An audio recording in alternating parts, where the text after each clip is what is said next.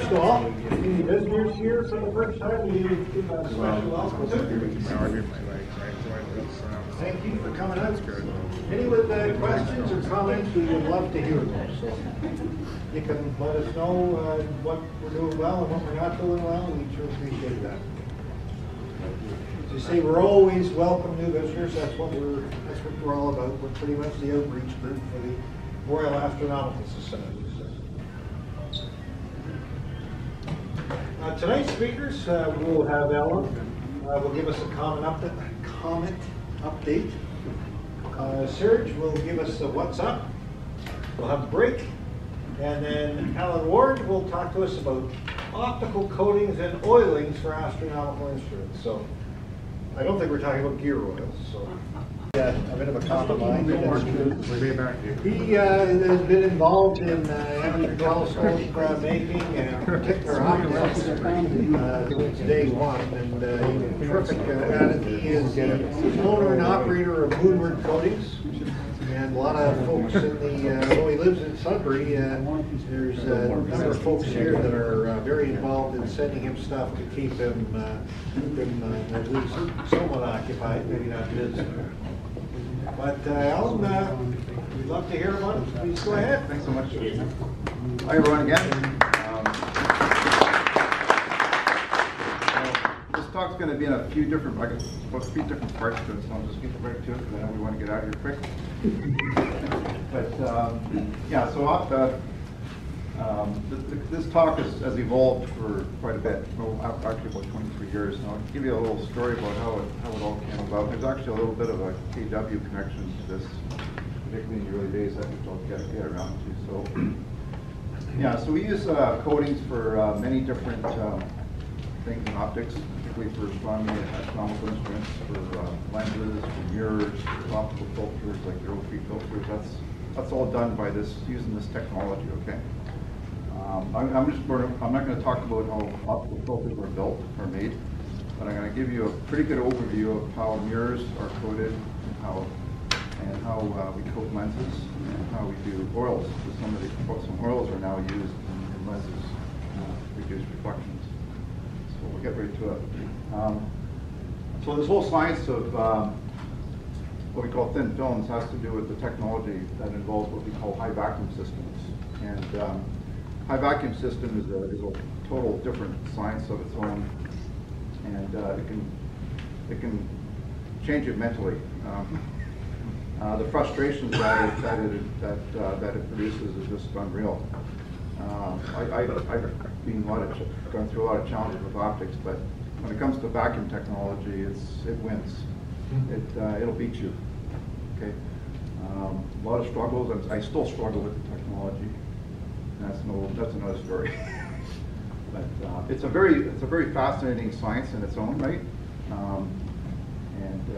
But I'm going to tell you how I kind of got into this. So back in the early '80s, when I started building my own telescopes and that, started to hang around with people like yourselves, people that built telescopes, and we all made mirrors, but we didn't have a place to get them coated. So there was only one place that we knew of back then in Canada. That was at the David Dunlop Observatory. A lot of people geared up likely visited the establishment. That's research. Back then, it used to be a research in astrophysics and that, but they had their own coat equipment that they would use to coat their own mirrors. Right? You have the 74-inch there. I thought they had some smaller instruments. So I would make yearly visits.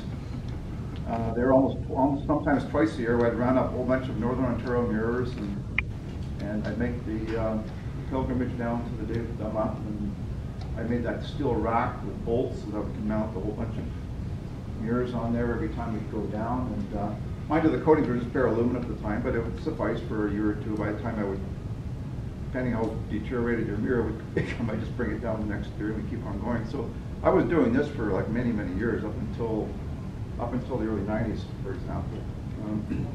Yeah. Is this loaded horizontally? It's a horizontal chamber. Yes. Yeah. Basically, it's a big tank about 3 feet deep. Yeah, and there's a door that on a hinge there. You can see it opens up. Yeah. So anyway, John Moon here, the guy in the red there, he was a teacher that taught me the communications in college at St. Cameron College in Sudbury. And he got interested in telescope making. He came to my shop and he wanted to go and make a 13-inch mirror. So he started asking me questions about, well, when are you going to get this coated? I said, well, I bring it down to David Dunlap. He says, why don't you just build your own?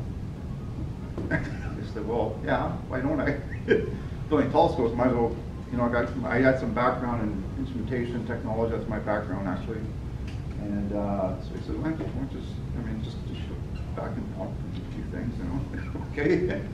So anyway, so we investigated it, and we thought we'd start to build our own, piecemeal it together using parts and stuff like that. But then came along and an advertisement, Starry Messenger. Remember those ads, those little magazines that would come up for astronomy? It's called Starry Messenger. People kind of a buy and sell, kind of a auto trailer or something like that. People selling junk or whatever, right? And anyway, this old coating machine was this coating machine was actually for sale in the U.S. in New York City. It was also advertised in Sky and Telescope magazine. The guy wanted $5,000 American for this piece of junk. And so I called him up on the phone. I said, does it work? He said, not really. But it did years ago. And I said, well, can you take a picture of it? He said, well, not really. It's full of junk in front of it. I can't really get at it. But with some work, you can make it work. So anyway, I took a chance. I sent him $500 deposit. I went down with a flatbed trailer, picked it up. My friends laughed at me.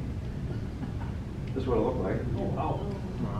That's the back end, and that's the front end. But basically, all this thing was a mechanical blueprint. Basically, you got to rebuild the whole thing, take it all apart, and just rebuild it with brand new components, basically. So all I did was mimic exactly what was there. I traced all the wiring out, made a schematic, made a new wiring diagram based on that, and then rewired it all together. This is the original wiring back in October 1993. 3 months later, it looked like this. And now it looks like this. So age and procrastination equals this. Thanks to Mike Renner, because 10 years ago, I moved this machine many times. So it had to go from 3-phase to single-phase, back to 3-phase, back to single-phase, back to 3-phase, back. So anyway, every time I had to do that, I had to rework the wiring. So the last time I moved it, it was like reworked the wiring. And anyway, Mike was coming up to Sudbury to coat his mirror, and I didn't have time to do a proper wiring job. So Mike said, just hot wire it together. And it stayed like that ever since. So that's what it looked like 10 years ago, and it still looks like today. Where it was success. It looks like crap. So, anyway, once it was all done, once I completed the whole, so the bell jars were all cleaned up. So the whole thing was stripped right down, right to the bolt, everything, right down to the frame. Everything was rebuilt, right? That's what it looked like when I finally put it all back together. No, it didn't work at this point. That was just a photo op. That's great. I had to chase leaks for 6 months after this. Your hair looks like the high voltage was on. Get the high voltage, I bet. So this was done September '94. Basically all assembled. The pumps would start, but we couldn't get a vacuum. There was leaks everywhere. So I chased the leaks down and I pulled things apart, put new gaskets in, put vacuum grease everywhere. Just basically learning how to troubleshoot it, right? I'm still doing that today with a smaller machine that I acquired. But, so anyway, getting back to the connection with this group here. So back in 1990, back then we had the Gateway, we had these other star parties that were starting to form the Gateway to the Universe and that. So back then I met Jeff Collison, which was a member of your group. There was a bunch of other members at the time. This is a newsletter taken back in 1996 by you guys. Clark McDonald, I believe, was the webmaster at the time. And these were the fellows in the club. John Beingessner, I don't know if anybody remembers John. Oh, yeah. Daryl Archer is here tonight. He was back then vice president. Clark McDonald was secretary. Jeff Collison. Had a couple of roles there, I guess. So some other people here.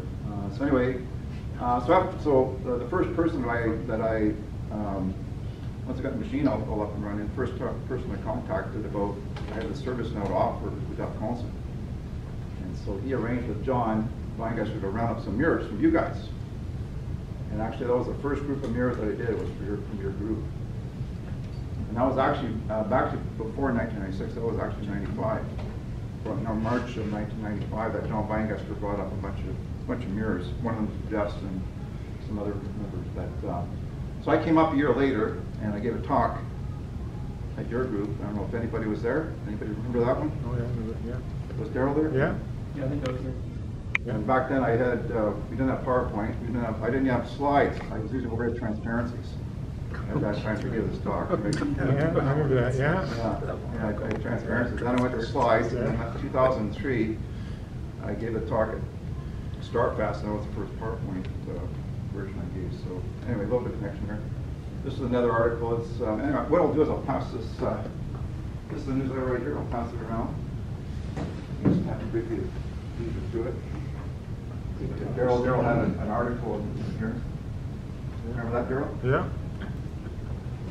Anyway, thought I'd share that with you guys.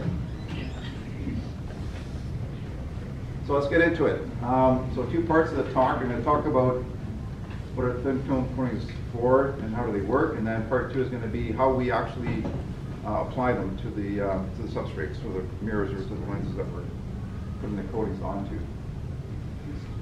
So like I said earlier, we use coatings to reduce reflections on lenses, for example.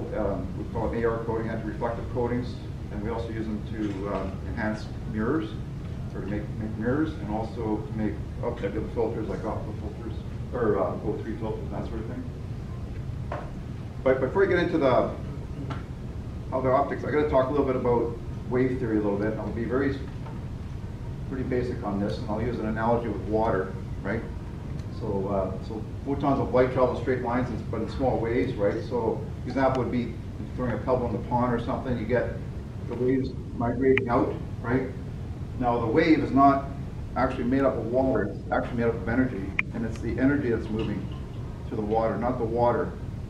So when you drop a pebble or a rock in a pool, and you see the wave move across the pool, the water is actually not moving. It's more or less staying where it is. It's the energy, it's the wave that's moving. Okay, the water has not moved. It's just the energy that's moving right across. And that's why you see, like you talk about, like they talk about tsunamis. Like some of those waves, that energy is actually moves faster than a jet. Believe it or not. So it's not the water that's moving, it's the energy that's moving to the water. So the energy, that wave, if you look at it, in a split moment of time, it consists of a crest and a valley. So there's your wave, right? So here's another analogy. So we see these ocean liners, right? And they create, when they're passing through the ocean, they create this, what they call this bow wave, this V-shaped wave. And this wave will actually, you can see it travel for miles and miles and miles. And this wave actually carries away significant energy from the ship. A lot of energy, you can imagine, right? So marine architectures, they look at ways of how can we is there something that we can do to somehow eliminate this wave, or somewhat reduce it, so that we can consume fuel, save on energy costs, right? So how was that done? Well, what they did, they actually stole, not stole, but they used what's done in optics to solve the issue. What they do is they create a second wave, and they use that with an underwater protrusion known as a bulbous bow. Normally you don't see this on a ship, but in dry dock you will, right? So this is this bulbous onion-looking thing here. And what this does underwater is that it produces a second wave. But it does it in such a way so that the wave that it produces is out of phase with the bow wave. So the bulbous wave that it creates is half a wave out of the sync. So what's going to happen here, if you were to add these two waves together, so the bulbous bow wave creates a smaller wave. I would go to 50% wave, but it's out of phase by 180 degrees. So when you add the two waves together, your resultant bow wave is now reduced to 85%. So basically, you can actually save 15% energy for fuel by using this protrusion here. So we're actually creating a second wave that cancels out first wave a little bit. That's what we do in optics as well.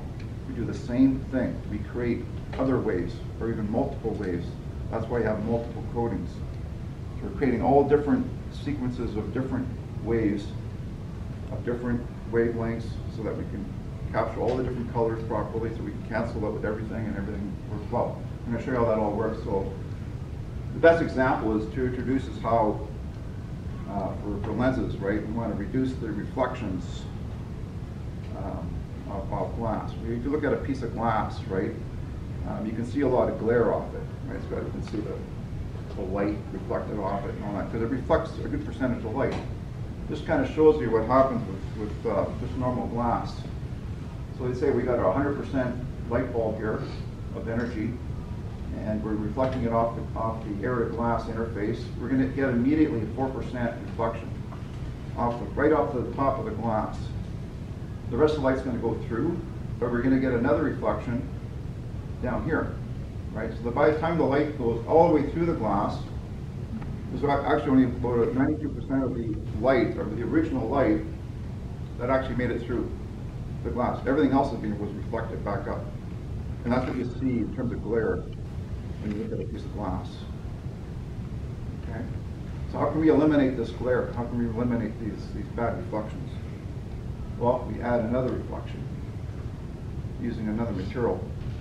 One of the materials that's used is commonly known as magnesium fluoride.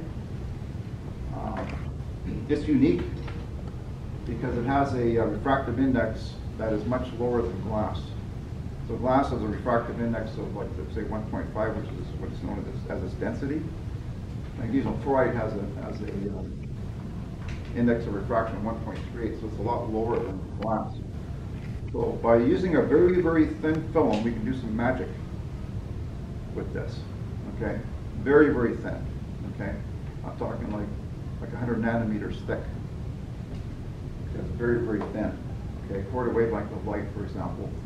So this is what happens, and I'll show you why it has to be that thin for it to work. So the same thing happens, right? So what we're going to do is we're going to put a very thin layer of magnesium fluoride on top of the glass, really, really thin, like maybe 500 times thinner than saran wrap. Very, very thin. But the same thing happens. We're still going to get a reflection off the air to the magnesium fluoride boundary, but because the magnesium fluoride has a much lower index of refraction, it's only going to reflect 2.5% of light compared to 4% from regular glass. So it's only going to reflect a lot less light, but still a significant amount, 2.5%, right? So it reflects 2.5%, the rest of the light goes through. However, the light's going to now go from magnesium fluoride into glass. So there's going to be a difference of index. It's going from 1.38 into 1.5. You're going to get, whenever light travels from one medium into a different medium, you're going to always get a reflection. Always.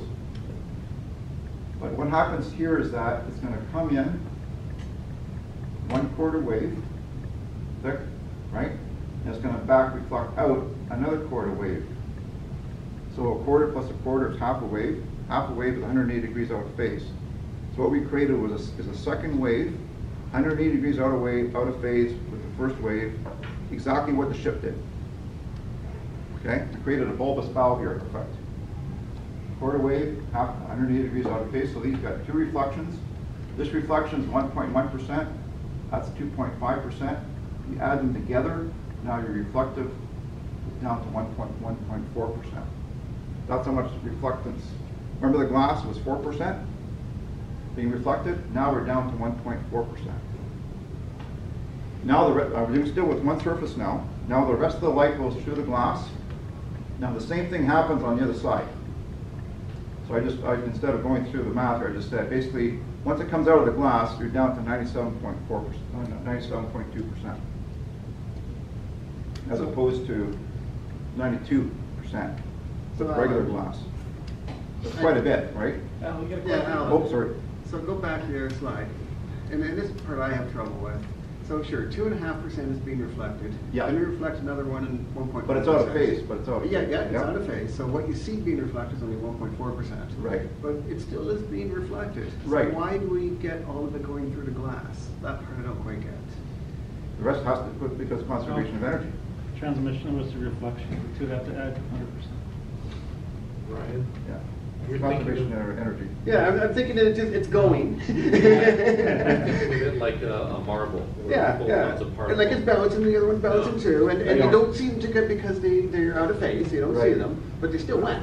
And I Yeah. guess that's the part that's a little different, right? It's very, I know what you're saying, it's a very complicated concept to, yeah. Okay. That you're going into you're getting into quantum mechanics or actually what's going on here. Okay, next time. But, so, we're gonna go there, but yeah, that's what, basically what happens, yeah, it's, yeah, and actually, like, you can get these coatings, and I'm gonna show you something, and send that, actually, perfect timing for it right now. So, let me give you a very basic example of a single layer coating. Okay, now, I've seen examples of 40 layer coatings that make a piece of glass totally invisible. So the guy actually takes the glass out, and you swear that somebody cut a hole in it. No matter what angle you tilt the glass at bright light on the ceiling, you cannot see nothing through it. So here's the closest example of an optical hole. Okay. This is the effect right here. Now this is the lens here, so I'll stir it around. You just don't touch it. Once you got a fingerprint on it, you'll see the fingerprint. So that's the idea, right? So you can actually make this glass lenses actually almost invisible by using proper coatings up many, many layers. So the technology is there. So why don't they use it for glasses like we wear? Anybody have an idea as to why? Expensive. You look kind of weird walking around with frames on. Because the glass disappeared, people look kind of weird at you, right? They do that already, Al. Leonard in The Big Bang Theory, he has no lenses in his eyeglasses. Probably got good coatings. No, they don't want it to reflect. Yeah, Camera. yeah, but the technology's there. Yeah, But he yeah. has absolutely nothing in there. Honestly. Really? Yeah. We might not need them. It might be a stylish thing or a fashion thing. He's got, yeah. Yeah. But anyway, yeah, the technology is there to actually create that invisibleness glass. We call it optical.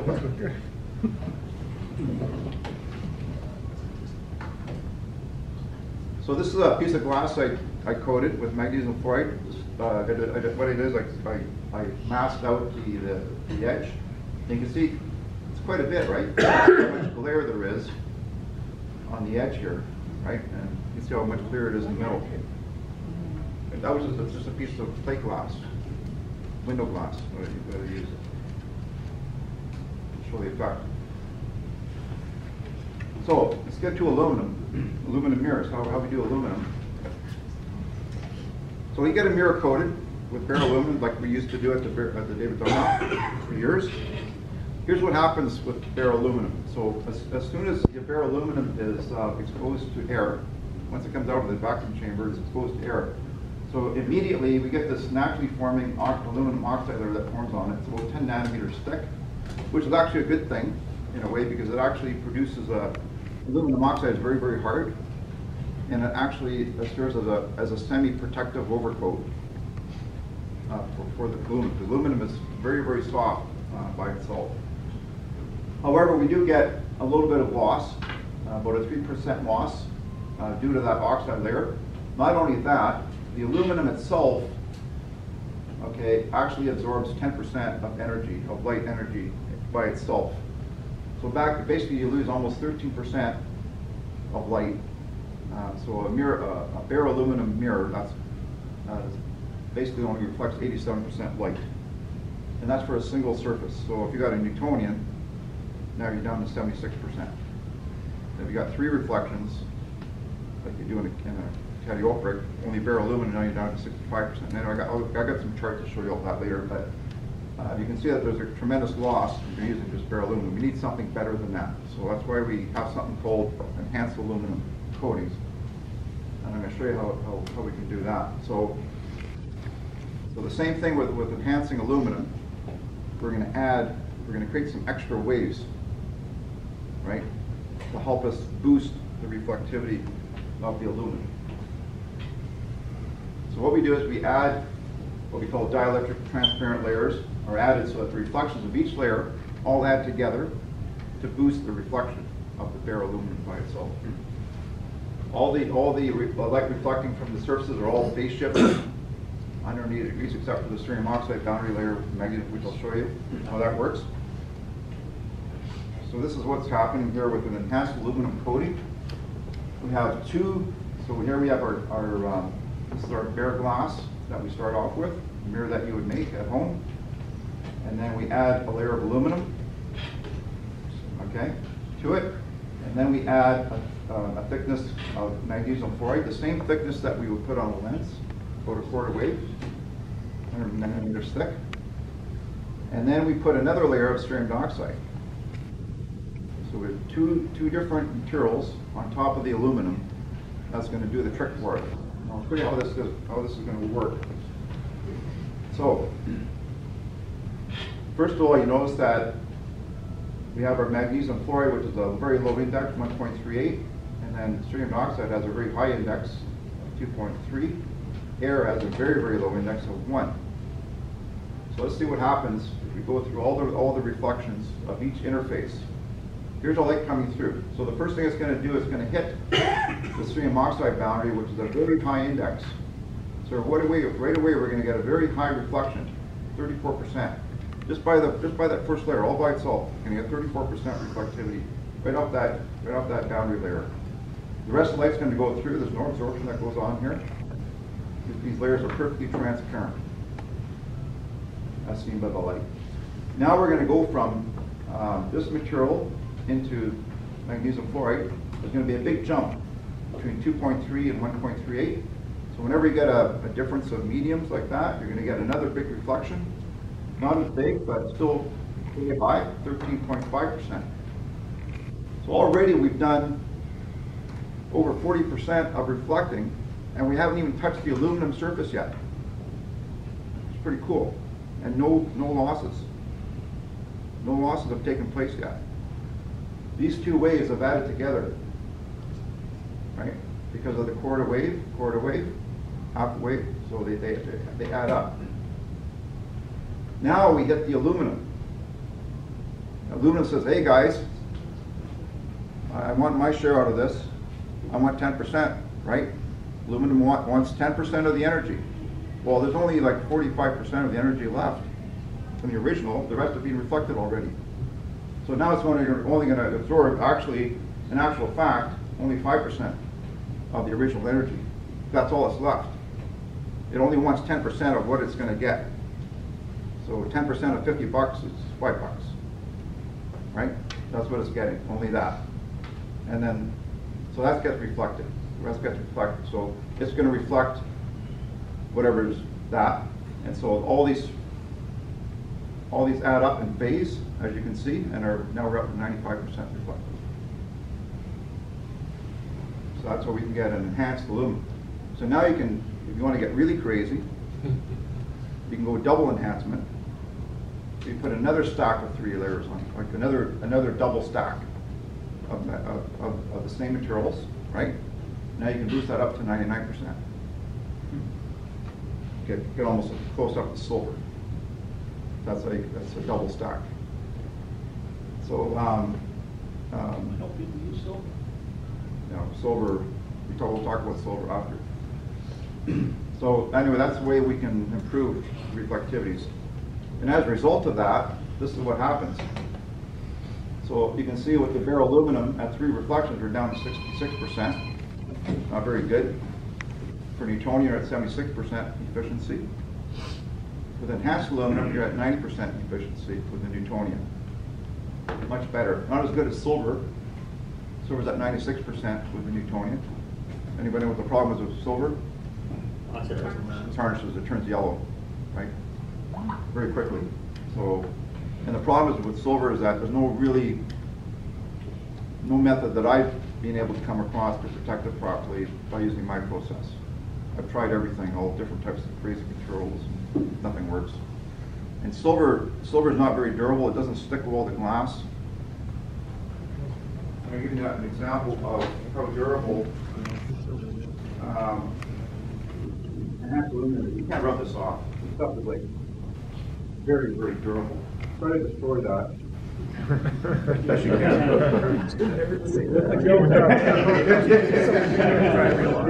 You do that with silver, it would rub right off with a Q-tip, right? You can't do that with enhanced aluminum. It's totally solid, right? It's like steel. So what's dangerous about all coatings is moisture attack. Moisture attack will kill your coatings. It's very mechanically durable. You can wash it, you can clean it. It won't scratch very much, very easily, but moisture attack will destroy your mirror over time. Okay, so it just gives you an idea of the reflectivities here. Getting back to lenses, we've heard of some lenses being oil-spaced. This is how the oil's done, right? So instead of coating the surfaces, we oil-space the surfaces, but we use a special oil so that the index of refractions match in between the two glass types.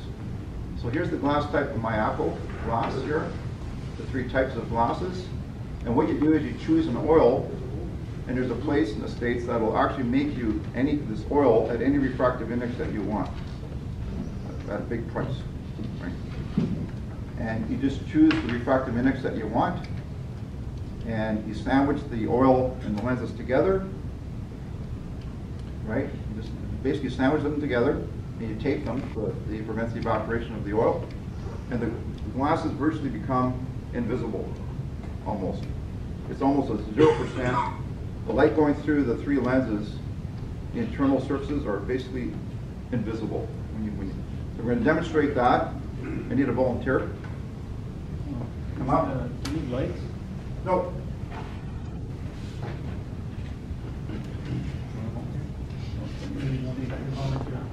So some of you have seen this. So I have a beaker, a small little beaker within a.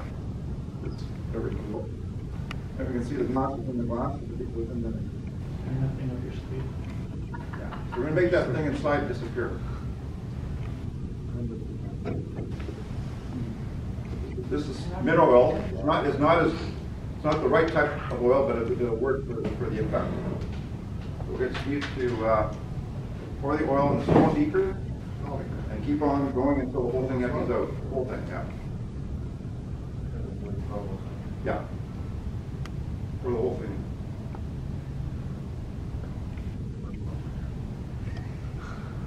It take all day, Steve? Yeah, very much. I get paid by the hour.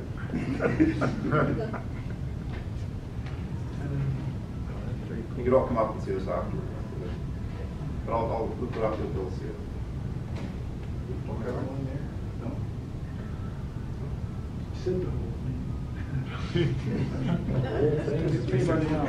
Let's go back. Yes, exactly. It's pretty hard to. You can still see a little bit of it, but it's. Still looks like it. That's how the oil works. It reduces the internal reflection. Yeah, exactly.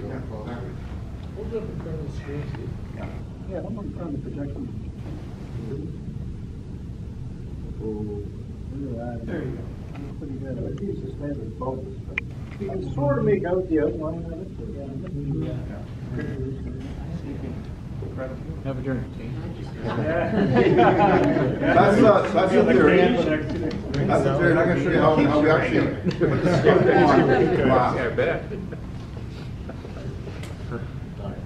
So the heart of this type of equipment is what we call the diffusion pumps, and that's this thing here.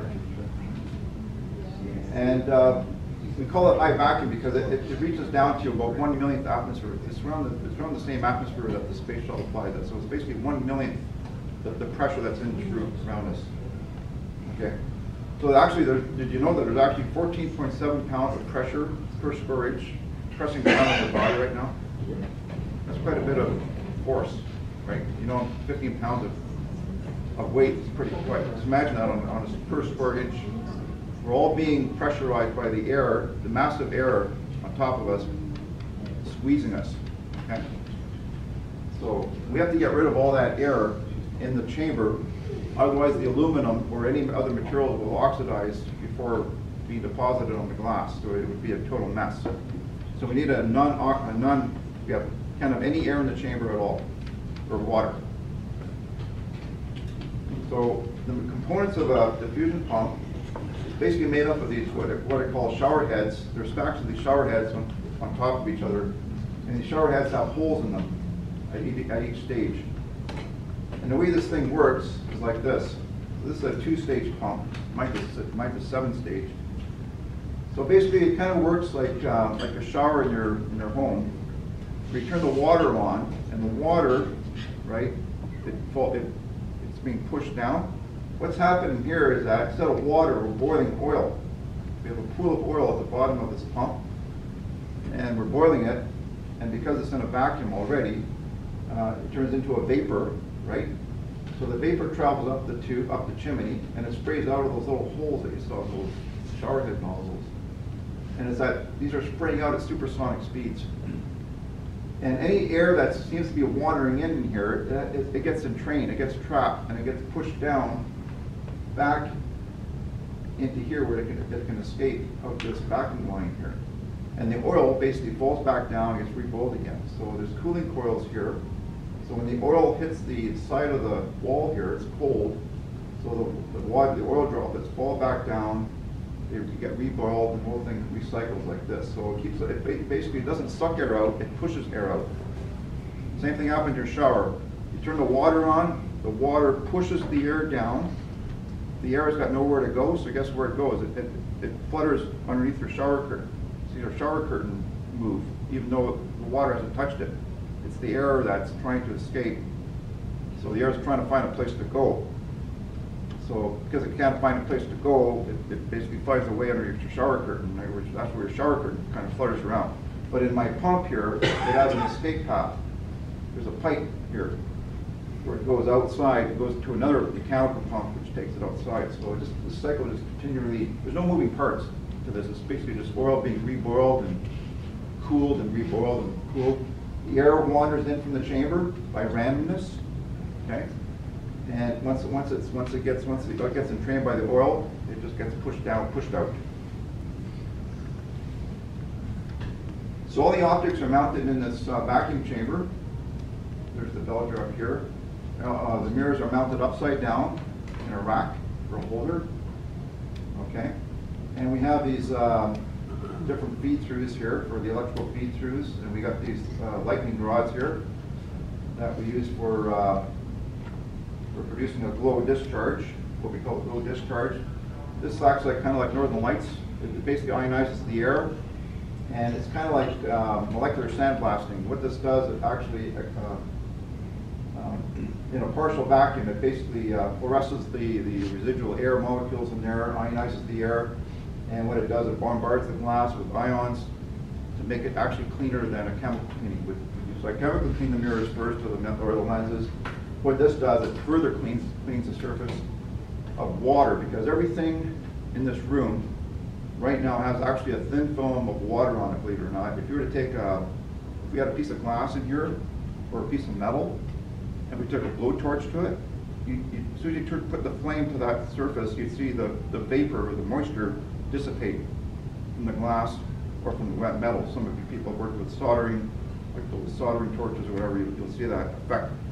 As soon as you take the flame away, the moisture immediately reforms over that surface. That's a contaminant. You can't have that water.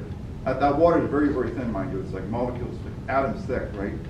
You got to get rid of that water, otherwise the coating won't stick to it. That's what this does. What this does, it bombards, it rips off those water molecules. Question, Steve? No, just a comment really, but corona, they call it corona discharge as well in industry. Yeah. They do that, and they treat stuff like polyethylene, polypropylene with just a passing through of this, and it actually removes the surface tension on the plastic and allows you to stick to it. Really? It goes away with time, but it just reminds me if this wouldn't in fact improve your adhesion to the glass as well. Well, that'd be cool. I've never tried that. I've never really coated plastics with, well, yeah, that's interesting. That's what they use for automotive plastics. Yeah? There's basically it's a blend with a certain flexulizer, polypropylene. And they make things like car fascias and whatnot, so it will withstand like a 5 mile per hour impact at like freezing temperature, right, without cracking. But those, you can't get anything to stick to it. So, but you pass it through corona discharge, and you can paint it with regular paint when it comes out. That's interesting, yeah. That's interesting, yeah. Yeah, so this is applied at using 15,000 volts, and it's basically just, and it helps to clean. What it does, it gets rid of the water that's clean to the fixtures, like the glass and to the metal and everything else. But it helps to give you a better vacuum as well, because it's getting rid of that. It's taking away that water molecule so that it can so that the water molecule can wander into the pump and get pumped out, right? It's a contaminant, right? So it's kind of a final cleaning that we do, kind of like electronic cleaning, basically. So the way this is how we mount the aluminum. This is aluminum wire or crimps that we use. And these are all pre-weight, they each weigh 75 milligrams. We always put the same amount on, it doesn't matter what the size of the mirror. So I'm doing a 1-inch diagonal or a 16-inch mirror, you put the same amount on. Right, because this is a 360 degree vapor source, right? The aluminum is flying off in all directions, in perfectly straight lines, right? So what happens is that I put 400 amps of electricity through this. Okay, so it melts at 600 degrees Celsius, aluminum, and then it gets hotter, and at 1200 degrees Celsius, it turns into a vapor under vacuum. When it's at that stage, it turns into basically a vapor state, and it travels at 1800 miles an hour in all directions. Anything that it hits, it immediately condenses at room temperature. So the glass is at room temperature, so it's 1200. The vapor is 1200 degrees. As soon as it hits the glass, it immediately condenses into a solid, thin film. And the coating is very, very thin. Okay, it's about 600 atoms thick, which is about 1.3 millionths of an inch thick, which is about 1,000 times thinner than ceramic. Just thick enough so that light won't go through it. So it's very, very, if you put too much on, you start losing the reflectivity. So you got to be very careful not to put too much aluminum on. That's why we pre-measure the aluminum. The height of the mirrors are always at a fixed height, always. What's your source of aluminum, Alan? Is it electrical wiring? Yeah, it's just right here. No crimps, no. Tungsten filament. The same thing that's in a light bulb, but much thicker. So is that a pure aluminum or is it alloy? It's pure aluminum. It's 4/9 pure. Yeah, it's very, very pure. Yeah. Do you have any crimps? No, I forgot to bring some home. Are you paying tariffs on that? Yes, now I am. I got a big bag. Usually a bag lasts me, I don't know, 20 years. 10 years. About 10 years for a bag, yeah. Yeah, so that's... Little half bag left. Yeah, so silver's done another way. I use what we call a boat. Silver won't stick to tungsten, so it'll fall off, right? So You brought a silver bar? Yeah, got a silver bar here. Oh, you did that? Oh, you did? Pass that around, Alan. Somebody's stealing this, just pass it around.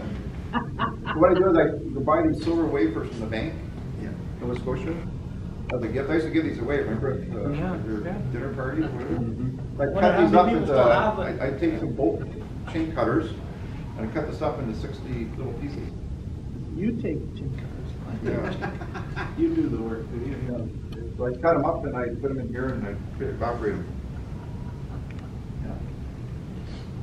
So another material that I used to use is silicon monoxide. I don't use that anymore because the enhanced aluminums are a lot better. Silicon monoxide is actually worse than bare aluminum. Actually, it gives you protection, but the reflectivity even drops again to like 84%. So it's just too dark.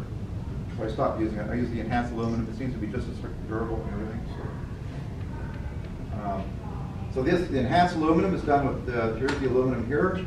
magnesium chloride is loaded in here, and the sodium oxide is loaded in this evaporative boat, as we call them. And when we're doing a 16-inch like we did Mike's here, like I said, we have to put special holders on the poster to accommodate a 16-inch mirror so it won't fall down. So doing a 16-inch is pretty nerve-wracking because it just barely fits into the chamber, like just barely. So we had to do a lot of work to convert the chamber to do a 16-inch mirror. So when you do a coating, people say, well, how do you control the thickness? You're putting these really thin layers on. How do you know how thick you're putting the coating thickness on? Well, it's all done by interference of light. The colors tell you what thickness the coating thickness is at. So when you're doing, let's say, a single layer magnesium chloride coating, you're looking for a magenta look. That tells you that it's 1/4 wave thick. If it's only yellow, then the yellow would be like 1/8 wave thick. And then when you apply a second coating of extreme dioxide, right, you'll get other coatings, other colors being created. You'll get green. Then you wait for the green to disappear. Once the green disappears, then you got everything's perfectly coated, and you can say it's well done. So the thing is, how do you know if a coating is being done properly? First of all, you look at it face on. You should see no color whatsoever. Okay, if you see colors face on, something went wrong with the coating. There should be no colors. There should be no strong yellowish tinge or any green tinge. Anything greater than 30 degrees, you should not see any colors. Okay, but on an angle like this, yes, you will see colors, because that's your interference. That tells you, first of all, that it's overcoated, which is a good thing to know. Is it bare aluminum or is it really overcoated? Right? You can tell it just by looking at the mirror on edge like that. But you should not see any colors, anything greater than 30 degrees. Okay. And, so that's how we measure the thicknesses of the. And then this is these mirrors are after they come out of the chamber. I bake them in an oven at 200 Celsius. And what that does, it cures the coatings. It just fuses all of the crystallines together. Makes it very, very durable. Then you're done. So anyway, back in 1997, we had a visit by a couple of celebrities, David Levy and Thomas Bopp. So they came to Sudbury that day. They came for a couple of days. And I was asked by Science North to be their chaperone, or whatever. Take them out in the town and party with them, or keep them busy.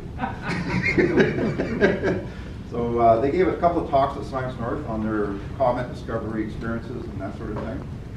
And then I had them for the next day. So we took them, I took them to my shop, and they were pretty intrigued with the processes and everything else.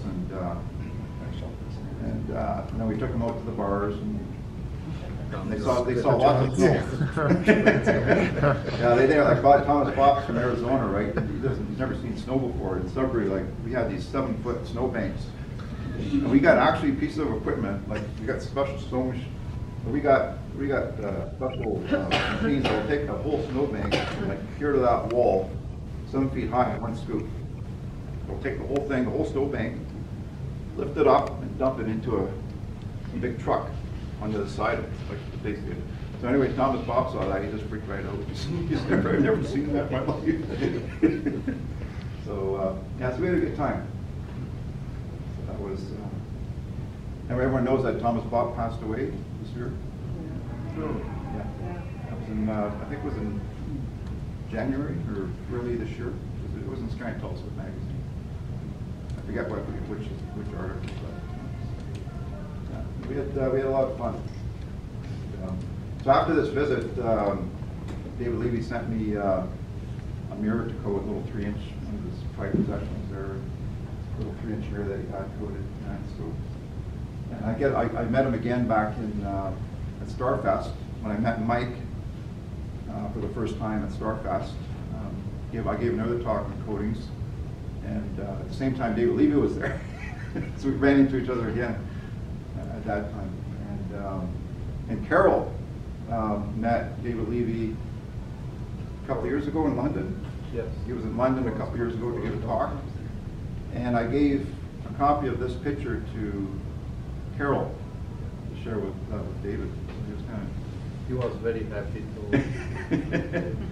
yeah, so we had a lot of fun. So anyway, it's hard to tell that it's been 20 years, right? Like so it's since then, but it's been a great experience meeting all new friends in the hobby, and you know we continue to do all this work together. So anyway, I think I don't know about.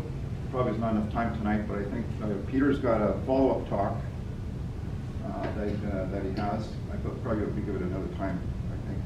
But yeah, but not tonight. But very interesting. So what Peter's going to do. So basically, my limit here is I can only do illuminizing up to 16 inches. But 16-inch mirrors now are basically that's a beginner size scope. It's a starter scope now. Like back in the 90s, that was to have a 16-inch mirror. That was something else, right? Now 16 inches is a starter scope. People want much bigger, right? So I'm limited to what I can coat, right? So I do diagonals and mirrors up to 16, no problem. But anyway, there is a solution for coating mirrors that you can do yourself at home for a fraction of the cost, like under $100. And that'll be another story that Peter will share with you at another talk. Anyway, any questions? That's basically my time. Yeah. What happens, you just said earlier, like say if it was yellow, right? What if it didn't take? Like how do you erase it and start all over again? Yeah, you got to strip the whole thing down.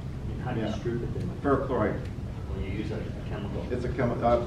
People that have used played with electronics, printed circuit boards, Yeah. a copper etching solution. Right. That's ferrochloride. It's basically an orangey liquid. You can buy it at Seos, yeah. And you have to start over with the mirror then? Yeah, you gotta put it in the ferrochloride for like an hour. It has to strip. You don't have to redo the mirror. The mirror's. You don't have to No, polish no. it. It takes the coating off. However, yeah, a good Like thing, wood etching. good question, because some of the coatings that you do, you have to polish them off. You can't strip them off. Like magnesium fluoride on a lens. If I screw up, guess what? Back to polishing. You know what that means? You ruin the figure. When you polish a coating off, you're ruining the figure. You got to refigure the mirror afterwards. The aluminum, no problem. The enhanced aluminum, no problem. You can strip the coating off and redo it. But the dielectric mirrors, you cannot strip dielectric mirrors. So if you have a damaged dielectric mirror, like those, star diagonals, those are dielectric, right? You got to take care of them. Otherwise, once they develop any blooming or any environmental attack, you cannot strip those coatings. They're disposable. Throw them out. Buy a new one. Yeah, so keep in mind that. Yeah. Okay, so when you do produce a mirror, right, and it's been done correctly, Yeah. does it have to be maintained in some way? Like, does it have to be redone 3 years from now? All depends on how much it's used, what kind of environmental attack. Like, it's getting dewed up quite a bit. It's getting soaking wet every time you use it. That sort of thing. Like Mike, how long have you used your mirror over the years? It's still. I think it's about 5 years now. Still holding up pretty good. Yeah. Yeah. Okay, so I started doing enhanced coatings around about a year after this. 1998 was the first time I started doing enhanced coatings, and I very seldom got any mirrors back for recoating. Like maybe like a handful, like less than 5.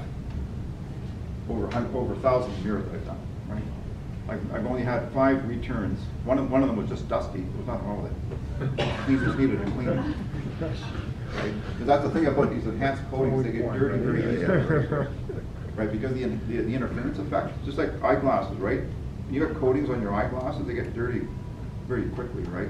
You got to clean them all the time, right? So the same with these enhanced mirrors, they'll pick up grime and dirt very easily, and they'll look like the coating's going, but they're not. It just needs a cleaning. When they vaporize the aluminum and it, like you say, shoots off in all directions, doesn't that coat the whole chamber? Exactly, yeah, so that's why I have aluminum foil. Like an outliner, right?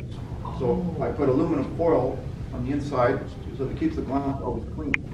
So every about, I don't know, 10 coatings, put every 10 coatings.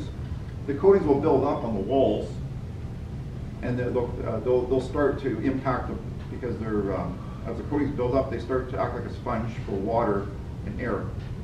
So it's harder to pump out. I don't get the vacuum as good anymore, so I got to, plus it creates a lot of dust and dirt. So every 10 coatings or so, I take out the liner and put a new liner in aluminum foil. I use like Beef's got that barbecue foil. Yeah. Yeah. Okay, so that you're not. No, the glass is always clean. Okay. You never sees anything. And then on top, I use a pizza pan. Aluminum 16-inch extra large or.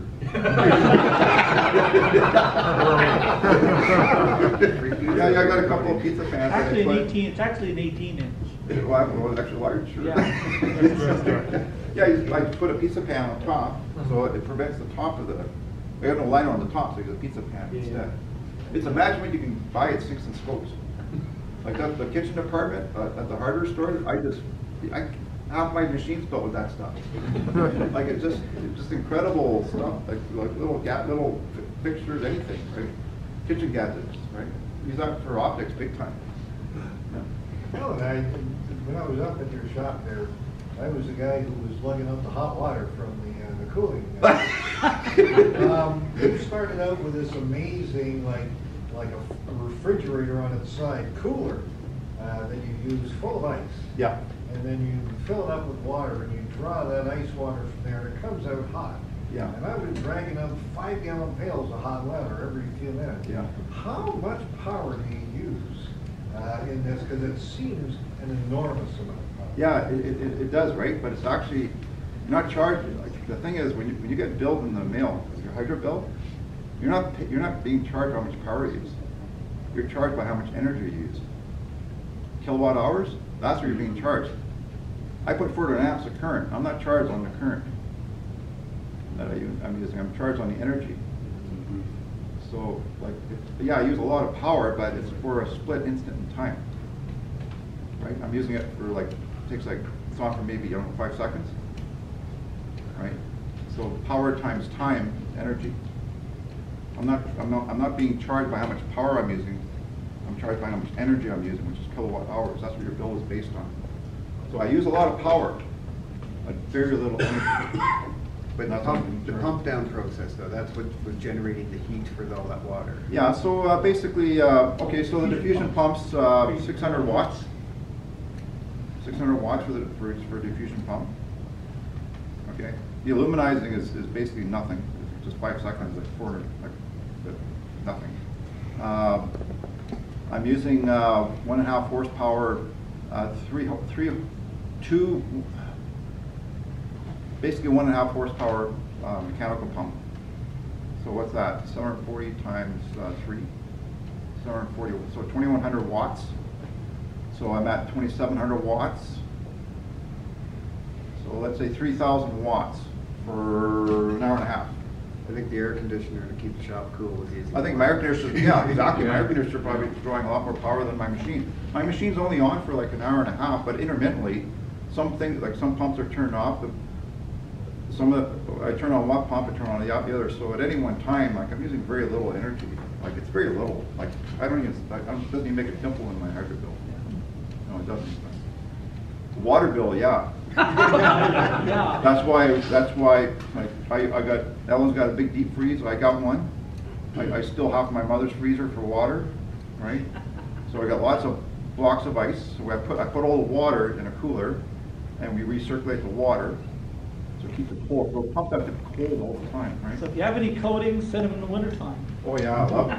But I got ice, I got blocks of ice all freezing outside. Our biggest deep freeze. Summertime, well the thing is I get all my requests just before Starfest, right? Oh, come on, I gotta freeze all this ice, like, you know.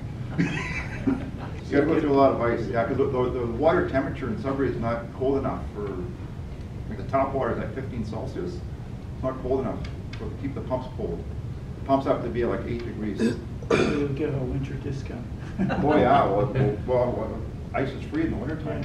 Right. Especially up in Sudbury. Yeah, yeah. You live in the big D3s. Yeah. You're depositing 3 layers of material. Yeah. How much time is between each layer? Oh, so the aluminum is done like in 5 seconds. So it takes like an hour and a half to take the air out. That's what all of the time is involved, is taking the air out of the chamber. 5 seconds, I turn the power, done. 5 seconds, the aluminum's done. The magnesium fluoride takes about a few minutes. It's a very slow process. So I bring it to a melting point, and I'm looking down on it. So it's a crystal when I start with it, a piece of crystal. Then I melt the crystal, and I'm looking at the crystal, and I don't want to put too much power. I just bring it to the point where it just melts. And then I slowly increase the temperature, very, very slowly, and then I see it evaporating, right? It starts to boil. You can actually see the liquid boil. And as soon as I see it boil, I just leave it and just let 10 minutes. No, well, sometimes depending how, I got to monitor the pressure of the vacuum. If the vacuum, if I'm losing vacuum, I got to cool it. I got to stop the process and wait for the vacuum to achieve itself, right? So it's a fighting battle sometimes with the vacuum. I can't do the coating unless I'm at a certain vacuum. Otherwise, it gets contaminated. So it can take anywhere from 1 to 3 minutes. And same thing with the other coatings, about 1 to 3 minutes as well. The problem that I run into is the vacuum, because I'm producing a lot of heat. Like the cerium oxide, you know how hot that coat gets? 2,200 degrees Celsius. That strip, it's about that long, the tungsten metal strip that long, and the temperature of that is 2,300 degrees Celsius. So you can imagine the heat that's being produced in there. And what that does, it heats up the whole chamber, and the water on the walls starts to, it creates a pressure wave, and my sensor picks that up, and my pressure goes up. I got to stop the process. I got to wait for the pressure to come back down again before so I may have to do 5 attempts at it for the cerium oxide. Cerium oxide is the worst one because it's so hot, and the heat and everything else. So I got to do almost 5 attempts. When I put a brand new liner in there, I can almost do it in 1 attempt. But if the liners are, if I'm doing the liner is old and it's had like 10 coatings on it already, and I start fighting with the pressure after that. Do you coat lenses also? Yeah. So- I try to avoid it, but I can do it. Yeah. So then you do each side of the lens? Yeah, you gotta be really careful. Yeah, you gotta flip it upside down. Yeah, yeah. You gotta manually handle them, and so yeah. And the thing is, you gotta do it. You can't make a mistake with lenses. Tell you Paco, you gotta polish the coating off. So, right? Ellen, Yeah. So for the oil lenses, though, are you just doing the external surfaces? No, I don't even coat. For the oil, I just oil only, and I don't coat R1 or R6. I just leave them. Yeah, because the amount of loss is inconsequential to the eye. For photography, it might have a detrimental effect, but for the eye can't even discern 10% brightness, so it has no effect. And I'd rather just keep the glass, bare glass, because they're easier to clean, and everything else. So we're gonna have we're actually going to take some measurements on that. I've made some samples, and we're going to have all those measured in terms of reflectivity and how much light's going through the lenses, how much light's going through the oil space lenses, and at a future talk I'll be able to give you a comparison of exactly what the readings are for all the different types of coating types that we do. Yeah, good question. So the coatings, like I said, they're quite durable, right? Like, how's that aluminum thing turning out? Anybody damaged it yet? Yeah, it's over here. Yeah. So basically, I just wrap them up with lint-free tissue, like Kim wipes, and then I wrap them up again with tin foil, so that it prevents the tissues from rubbing against the glass. You don't want any abrasiveness, right? So it's okay to wrap them up, but you want to wrap something up around it, like tin foil, so it prevents the tissue from rubbing against the glass. And that's all it's basically. And then after that, you put it in wrap it up with bubble wrap, right? Or some people use popcorn or styrofoam They sent me in some real popcorn, butter flavored. Oh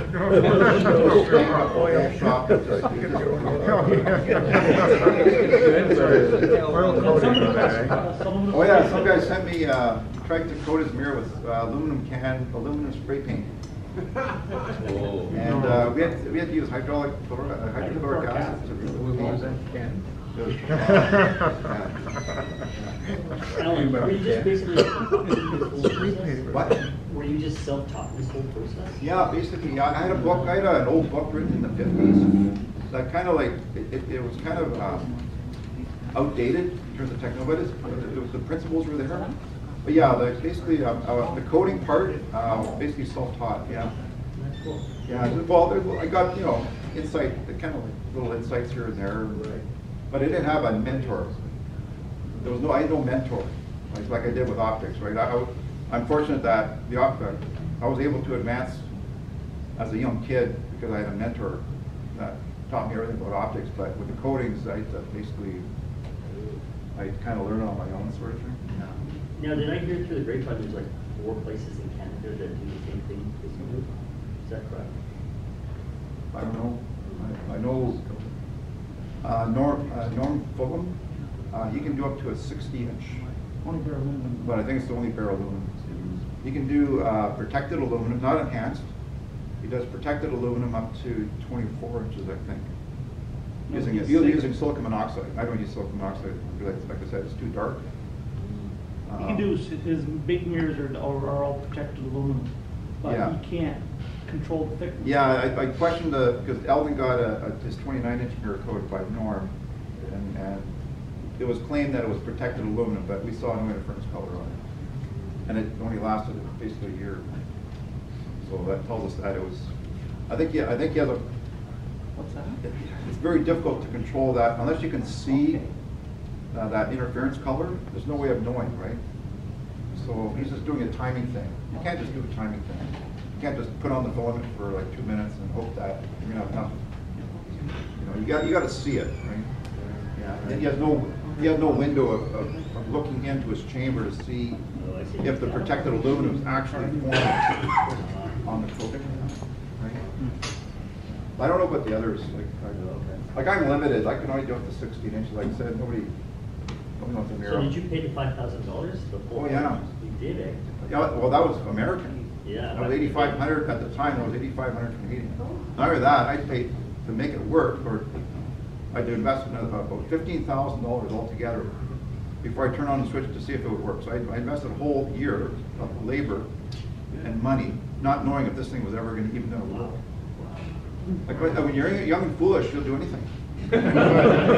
Like it's amazing when you're young. You're so naive. You can think you can tackle the world. I would never take on a project like this again, never, unless I knew absolutely that it would work at the end. But back then, you're freaking crazy. You're single too. You're single too, right? Yeah, that's what it is. And his original purpose was what you're doing now? Or is it some kind of military project that you had? No, it was like I started off, we were going to build our own little coating machine, like that little small little thing, right? And then I saw that advertisement come up, so it took me right off track, right?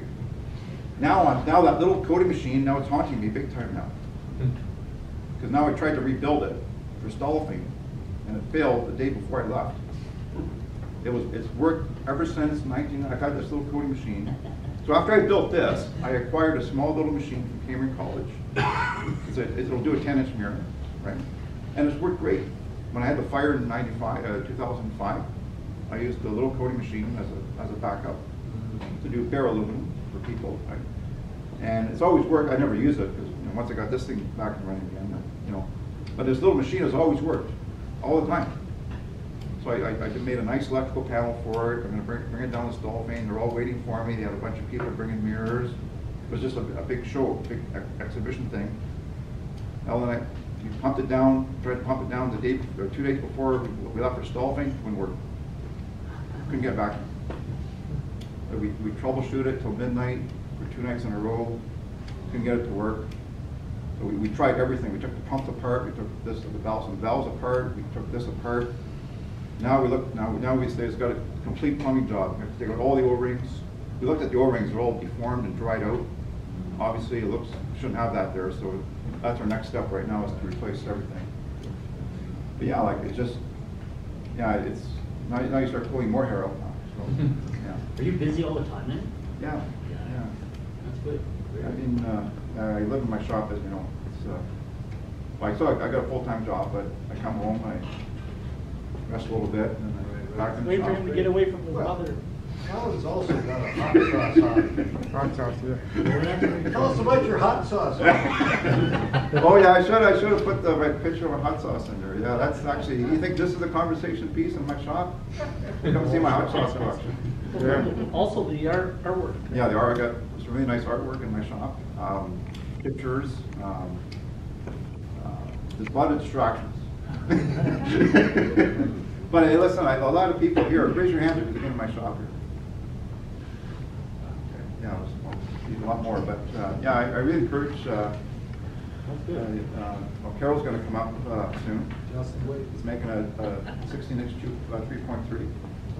So it's in the fine grinding stages now. So it's going to come up soon. We're going to polish it on the machine. So we got testing equipment, we got polishing equipment, grinding equipment, coating equipment, and we got lots of food. Good conversation. In beer. Lots of beer. What I try to do is I try to incorporate, whenever you guys come up to visit, we always try to coordinate it with one of our club meetings, right? So we get you guys to give a talk. I want to get the search up to our club. Yeah, I keep promising, I really gotta get up there. Yeah, and that way you get some free driving money, gas money, right? So it always that works out like that. Right? Good. Anyway, guys, thanks so much.